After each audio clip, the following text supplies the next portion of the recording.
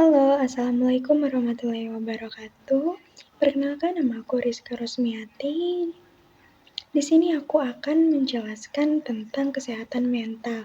Jadi di sini ada yang tahu nggak apa sih kesehatan mental itu? Nah, jadi kesehatan mental itu adalah kondisi di mana seseorang itu mampu menyadari potensi dirinya sendiri, lalu mengelola stresnya dengan baik, bekerja secara produktif, lalu berkontribusi pada lingkungan yang ada di sekitar kita, baik itu di lingkungan sekolah, di lingkungan pekerjaan, di lingkungan masyarakat. Nah, lalu ada ciri-ciri mental yang sehat. Kira-kira mental kalian sehat nggak ya? Kira-kira mental kalian tuh masuk dalam kategori ini nggak ya? Nah, yang pertama, kita bisa berpikir secara positif atau berpikir jernih. Itu bisa termasuk ke dalam contoh kesehatan mental yang baik. Lalu, mampu mengungkapkan emosi secara tepat. Semacam kita bisa mengontrol emosi kita. Ketika kita emosi kita tuh bisa kita kontrol. Jadi emosi itu nggak menguasai diri kita sendiri. Lalu kita mampu menjalin hubungan yang baik. Mau itu hubungan keluarga, dengan teman, dengan pasangan. Itu kita dapat mampu menjalani hubungan itu dengan baik. Lalu kita dapat mampu menghadapi tekanan hidup yang mungkin kurang baik gitu. Kita bisa mengontrol semuanya ketika kita mempunyai mental yang baik atau yang sehat. Nah, lalu ada juga loh faktor-faktor yang bisa mempengaruhi kesehatan mental kita.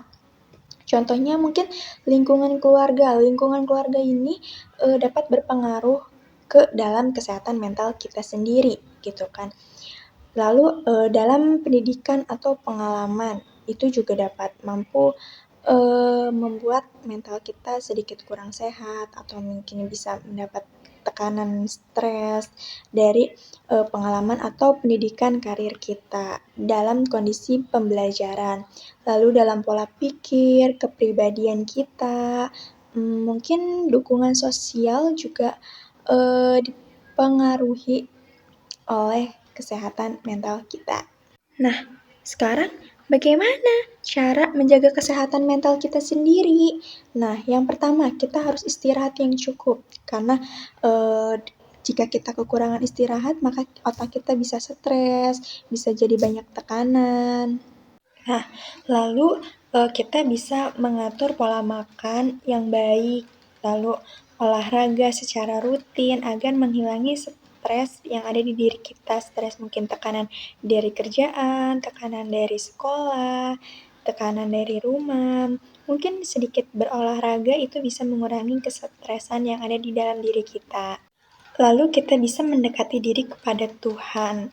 Karena kita di Indonesia ini banyak beragam agama, beraneka budaya juga, jadi kita menganut kepercayaan masing-masing aja untuk mendekati diri kepada Tuhan. Nah, lalu ada juga tanda-tanda kesehatan mental yang mungkin terganggu. Contohnya bisa merasakan sedih terus-menerus. Jadi jika kita merasakan sedih itu bisa berkelanjutan atau berketerusan gitu. Jadi nggak cuma hanya sekali gitu. Itu akan berkelanjutan di kelainan harinya atau di selang beberapa waktu. Lalu mudah marah atau merasa cemas karena biasanya orang yang kena gangguan mental itu jadi mudah tersinggung, mudah sekali marah dan akan merasakan rasa cemas yang berlebihan. Lalu sulit tidur malam atau makan gitu. Ketika orang terkena gangguan mental atau kesehatan mentalnya yang terganggu, itu akan kurangnya istirahat atau pola makan yang tidak teratur itu sangat berpengaruh ke kesehatan mentalnya. Lalu menarik diri dari lingkungan, contohnya kita jadi lebih sering bersendiri di dalam rumah, lebih sering ngurung di kamar, itu kita tuh harus patut dipertanyakan atau dikonselingin ya guys.